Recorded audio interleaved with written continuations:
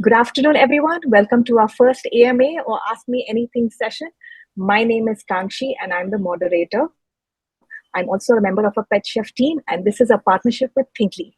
We have with us the eminent Dr. Sunita Patel, veterinary surgeon, ex-president PPAM, head of scientific committee PPAM, ex-honorary surgeon AIAWA, honorary surgeon for World for All Animal Care and Adoption. Thank you for being with us.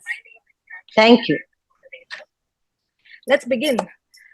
How can you tell that your dog is in peak health? According to me, a happy, playful, active, and alert dog who's eating well, passing normal urine and stools, and has a healthy skin coat is considered to be in good health.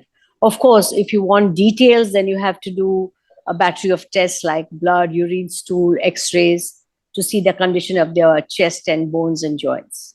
Is a wet or dry nose indicator of good or bad health? No, that is just a myth. Okay, so always check with your vet. Yes, or learn to take the temperature. Oh, through the bum. Okay. The biggest dog health issues we are facing today. The most common health issues we face today are obesity, blood parasitic infections, heart disease, kidney disease, cancer, skin disease as we call dermatitis, otitis, what we call as ear infections. Also, we have to watch out if your dog has any loss of appetite, or is there any change in the color of the urine, the stool consistency, whether the urination is more frequent, or is there any lethargy, any change in thirst and water intake, or any vomiting or diarrhea. So we have a golden retriever, and my biggest worry is bad hips. Even with my previous dog, he had an issue with bad hips. So what can we do to help that in the long run? See, this is a genetic issue. So, and unfortunately, the breeding standards have not become strict in this country. So, regular checkup with your vet, keeping the weight down, and not breeding your dog. Okay, and of course, regular exercise as well. Yes, but you cannot have traumatic exercises. Swimming is highly recommended.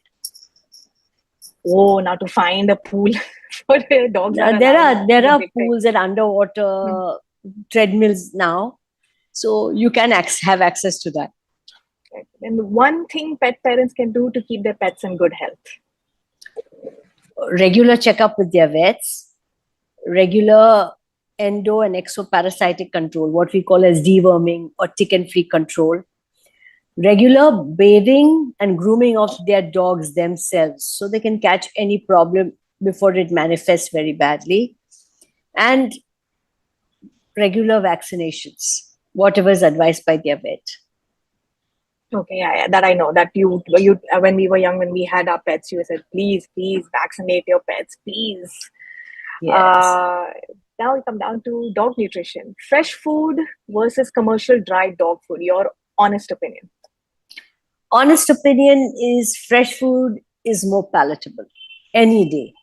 But the dry food, has been a lot of research that has gone behind that. So it is a very balanced diet.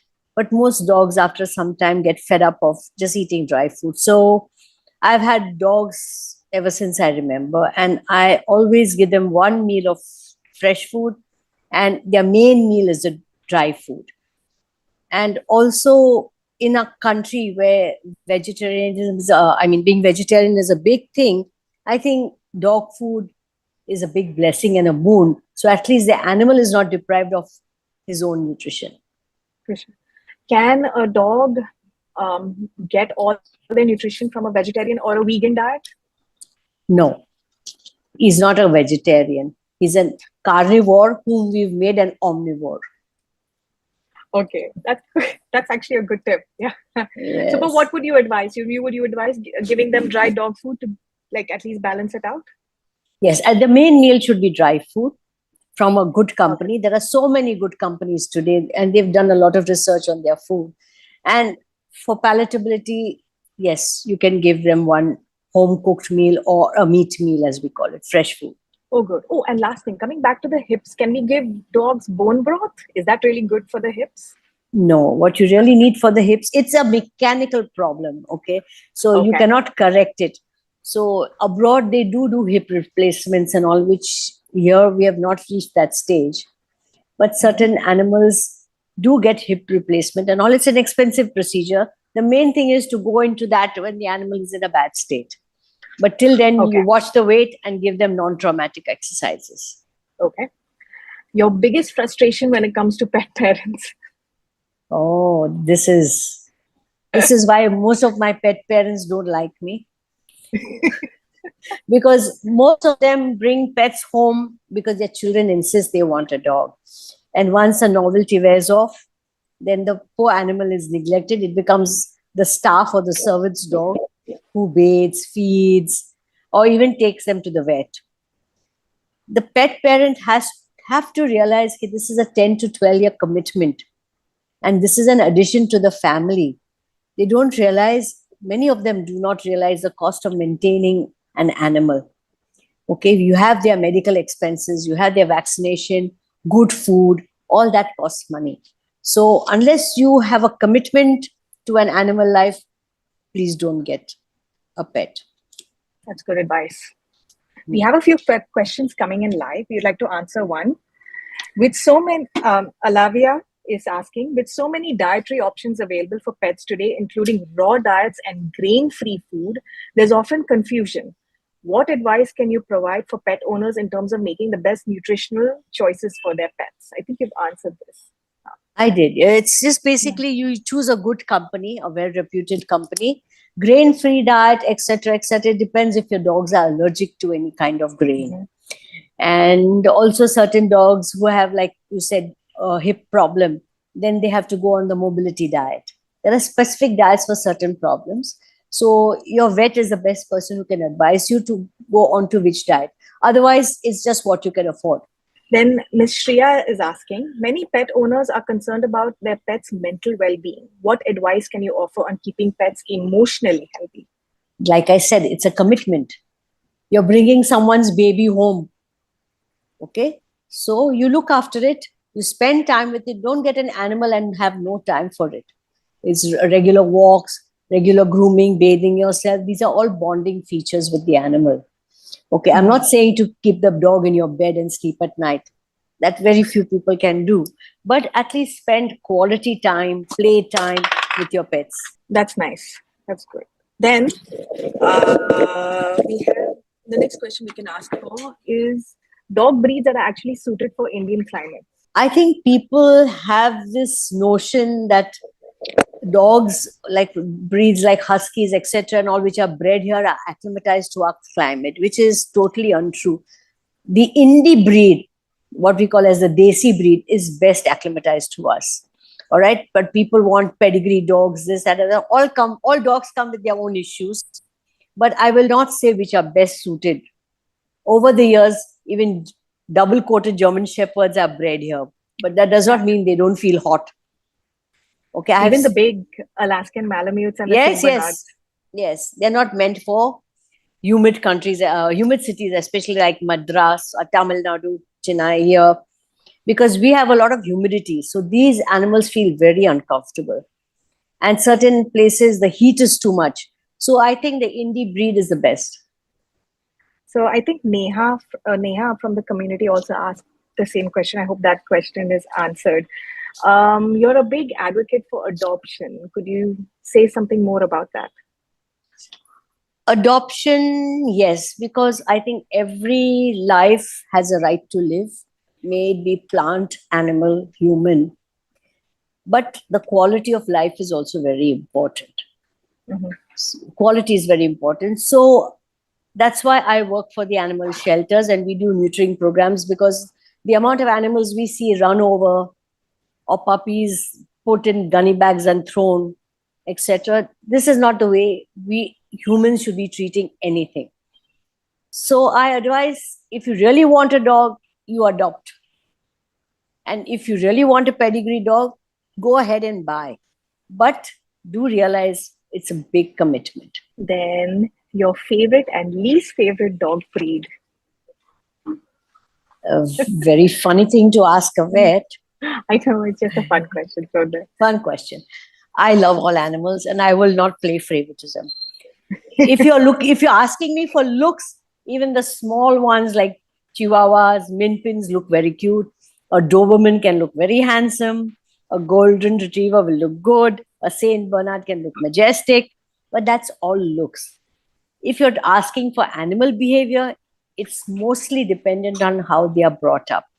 Very few have issues, but most of them can be sorted with an animal behaviorist. So I don't play favorites with animals. For me, an animal is an animal, and it doesn't matter. okay, then the best advice to pet parents on dog health. First, live up to your commitment. Live up to your commitments. You're bringing somebody's baby home. Don't compromise on the quality of food. Give the best food. Do your regular checkups with the vet, so that you don't spend enormous amount of money getting a pet well. You manage a pet well, so your pet is healthy and happy, and so are you. It's as simple as that. Then we come to your favorite dog story. This is my favorite. I have this indie dog called Raja, who was adopted by a Mali in one of our society bungalows. And of course, the owner didn't like it, so the pup had to be thrown out on the road, which my society watchman brought. And then, of course, independent little puppy, he wanted to stay on the road. So we used to feed him, look after him, vaccinate him, everything from here. But we have some good neighbors who helped us look after this dog. So the dog grew up like a society watchman dog. And one day, I think he used to chase all cars and rickshaws which don't belong in our society. So I think one day he must have got bumped by a rickshaw or a car. And I wasn't home. So he came to my bungalow gate and he barked till my watchman saw him. He saw he was hurt and he gave him his dressing and all, and he walked out. When I came home in the evening, he told me what happened. And of course, the dog comes back in the evening and starts whining. And I saw how badly he was hurt. His thighs were huge and bruised and he was in so much pain. He stayed in my clinic for 15 days on medication and rest. And once he was fine, I said, Raja, stay behind now. There's no point going back on the road. No, but he went out. He went out again. But every morning when clinic started, he was back inside, sitting under my table and protecting all of us. Any animal or pet parent who was a little loud, I would say, and this fellow used to be out trying to protect us. It's like we are handling Raja on one side and the other dog on the other side. But now on his own, now he's about maybe 13 or plus, I don't really know. But he's moved in with us now because he's arthritic, he's going blind. So, but he's a good soul. He's a trooper. Yeah. Yes. Recently, there were a lot of stories with regards to people getting chased by stray dogs, and then dog bites happening, especially young children. So, what actually should be done according to you? According to me, every human has his commitment to the society. Okay, you may not like an animal, but that does not, absolve you from doing your duties to your society. So in every single way, contribute to the well-being of your outside, your environment.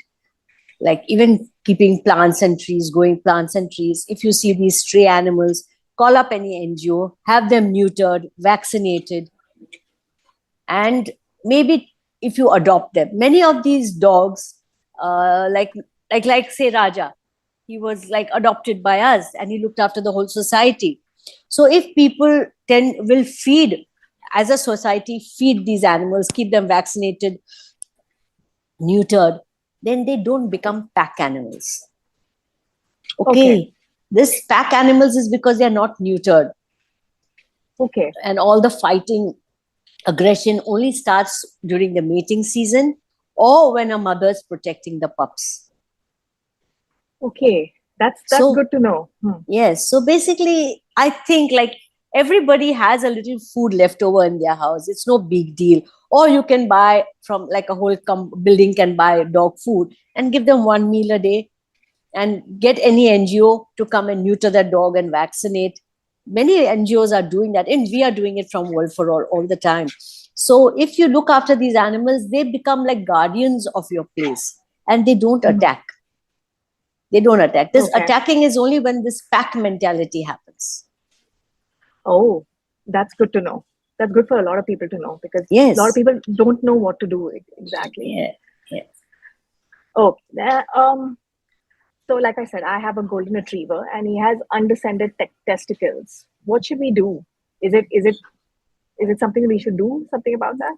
Yes, you must have them neutered, and I advise by laparoscopy, because it's minimal invasive method, and the recovery is very quick. But because if you don't, these undescended testicles tend to get cancerous.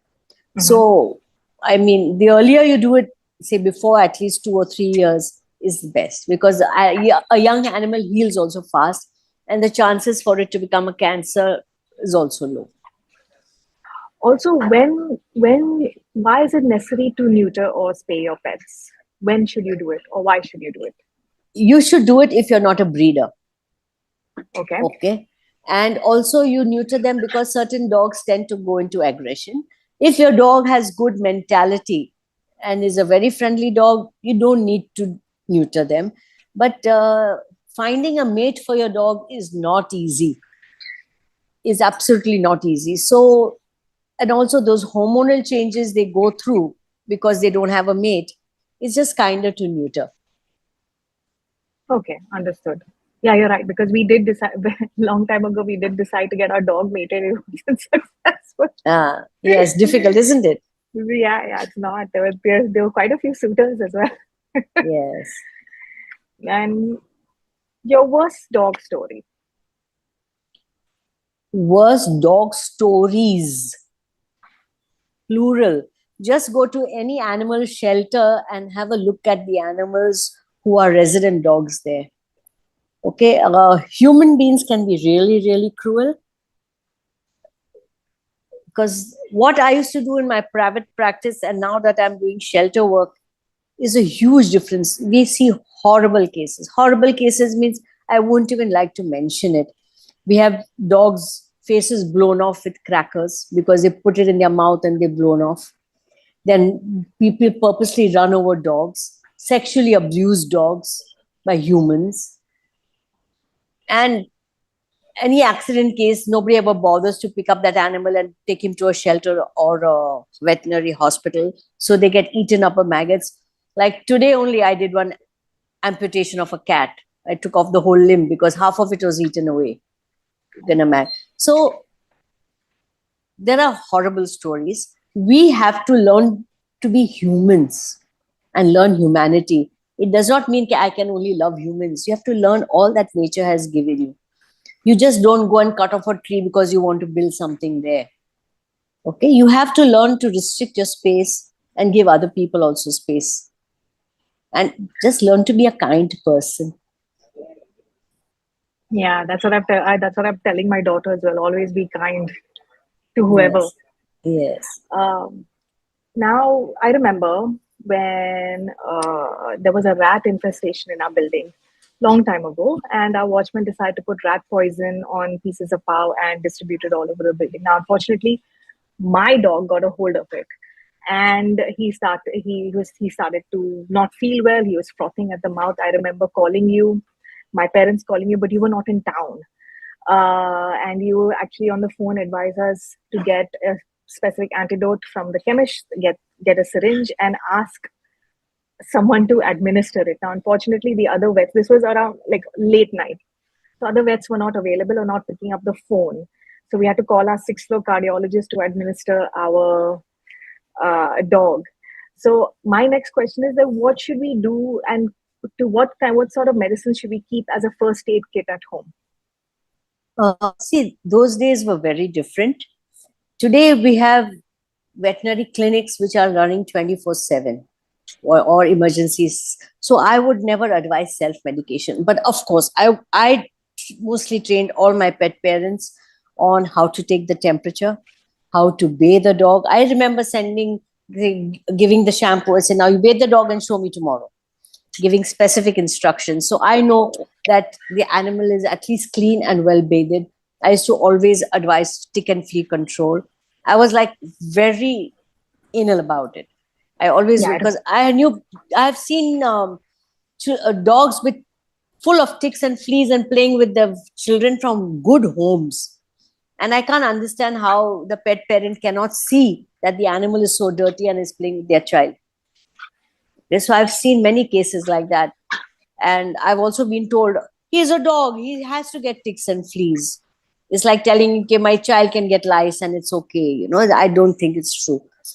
So they have to learn to take temperature. They don't need to give a proper bath and grooming. And most of the time, this is fine. And now we have clinics all the time. So I don't advise anybody to do self-medication because most of the time they don't know the doses.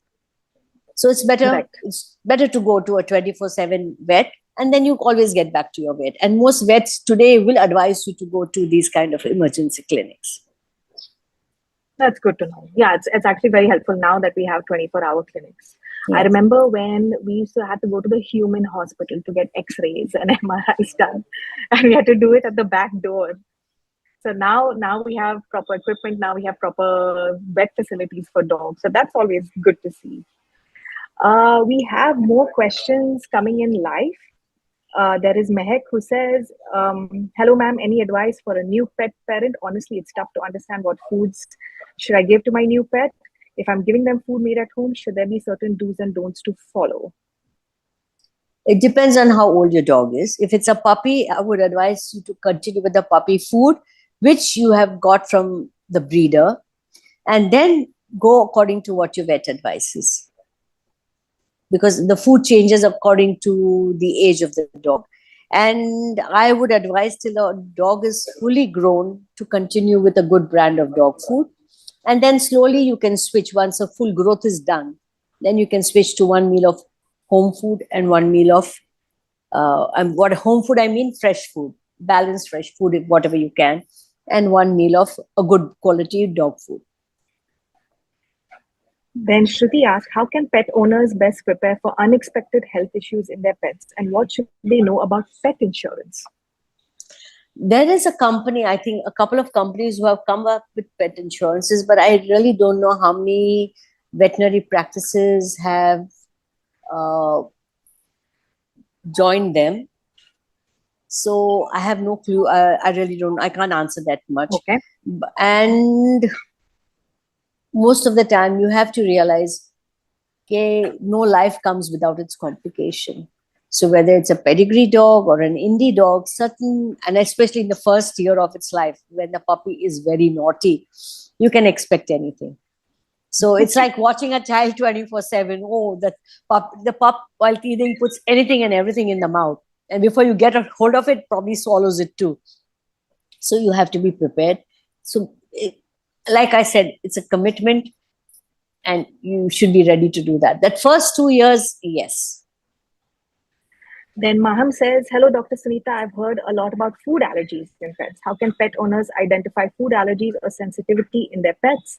And what steps should they take to address them nutritionally? So it depends. This is where the dog food comes in. When you're feeding only dog food, then you know if the dog is allergic to the food or to the environment. But when we have a mixed meal diet, like in the house, then it's very difficult to pinpoint what your dog is allergic to. But these days, we see a lot of allergies in certain breeds of dogs. And also the humidity does not help. Most of the time, we used to manage by just good grooming and not giving foods that they're highly allergic to. And that only the owner or the pet parent can find out when, because oh, I gave an egg today and see what happened tomorrow or what happened in the evening. So it is like a trial basis, what you give, what you don't give. So dogs who we know have a food allergy, now you get food called as hypoallergenic diets. Mm-hmm. Or also there are certain methods where they take a blood sample and from that you'd find out what they're allergic to, which is not 100%. And also that then they have to do a lifelong of sensitivity tests and all that. So I would preferably is avoid your allergen, and do proper grooming, and just basically avoid allergens. So animal is like, if it's an environmental allergy, like many dogs go into the grass and come back with a face all swollen up. So those things can, what you can avoid, please avoid. What you cannot avoid, then you have to go on to the hypoallergenic diets. Milk can also be allergic to dogs, right? Today we see allergies to a lot of things which we probably didn't have so many, maybe because of the environment, the chemicals we use, or the GMOs. So our management practices where food and animal husbandry is concerned is not very good. So I think that is what, and also a lot of inbreeding of our dogs. So of course, whatever the weaknesses are will manifest. So we see more allergens today than we did before. Okay, last couple of questions. What role does Nirmal asks? What role does regular exercise play in the wellness of pets, and how can pet owners ensure their animals are getting enough physical activity? Nirmal, physical activity is not only for animals. It's for humans also. Now I don't know whether to say the human takes the dog for a walk or the dog takes a human for a walk. Both need it. It's both. Both need it. And because of the constraint of space in Mumbai, we are seeing a lot of obesity problems. Also, we tend to feed table scraps. Animals that are neutered also have a tendency to put on weight. So I would say physical activity is a must. But when you go to places like dog parks or things like that, please make sure that you have enough tick and flea control on your dogs, because we don't want blood parasitic infections to come up. So exercise is an absolute must. Absolute must. All animals need it and they enjoy it. And it's a good bonding between the owner and the pet. Yeah. Don't I know it? So this question even I had asked. I wanted to ask. Desmond asked, "Hello, ma'am. Can you share your journey and experience in the field of veterinary science and animal welfare, leading to your roles at organizations like PPAM and AIAWA? Sorry." Well, I had never planned to become a vet. I think I got put into the veterinary science by destiny. Because I rebelled and went into this field, because my vet told me, why are you wasting your time in the BSc? Because I was just going out, watching movies and minimum attendance. I was just fooling around for the first year. So I joined veterinary science, and of course, we were in conservative times that time, and it was not very well accepted by the family, but somehow I was a very obedient child. And that day I was walking around the animal hospital and I said, look at this place I've come. There are hardly any girls here. What am I doing and why am I disobeying my parents? And that's when I realized maybe I have some duty to do. And I stuck it out for 7 years, became a surgeon. And my grandfather was always, he was a freedom fighter. So he used to always say, always give back 10% to your society. So from the day I started practice, I used to treat stray animals for free. Or if anybody wanted to pay, I used to have a charity box outside. So I always started that. Then when my daughter was a little older, I joined All India Animal Welfare Association. I was the honorary surgeon. And well, it went on from there. And then as commuting became worse, then I started doing the work from my clinic, the animal welfare work for the same organization. And then I think they had some fallout with the BMC. And after that, World for All came to us, Taronesh, and we started doing their treatment and surgeries. Of course, it was mostly free. But sometimes I just tell them, okay, you must pay. At least don't learn to take things for free. Nothing is free in this world. And after COVID, when I closed down, I still had that commitment towards animals. So I started going to the shelter there. But being a vet, maybe by choice or by destiny, it is a commitment to the animal world. and not everybody can be a vet. So I think you should take your duties of animal welfare very, very seriously, all the vets. Oh, I completely forgot. During COVID, did you see any trends? People adopted more animals during COVID or abandoned more. Did you see anything happening? I heard, because I was not working through COVID because I had Correct. my old parents at home. So I heard lots of people took in animals, but once they started, then they found it difficult to manage them. Hmm. Okay, the novelty wore off. They brought those animals in for their own emotional comfort, but they forget that the animal also needs emotional comfort. So many of the animals went up for adoption. Uh, Many people who died of COVID, their animals had to be adopted. So it was quite a bit, but I think overall animals helped people a lot through COVID. It kept them sane, kept them away from loneliness. And those who are genuine animal lovers have still kept the animals, and they find time to do both. And also, I think humans also changed after COVID. They look for quality time for themselves. The rat race has diminished a little bit. One last question we have because we're running out of time. We've run out of time. Sorry. Silly question. Nakul is asking. But can dogs with undescended testicles mate?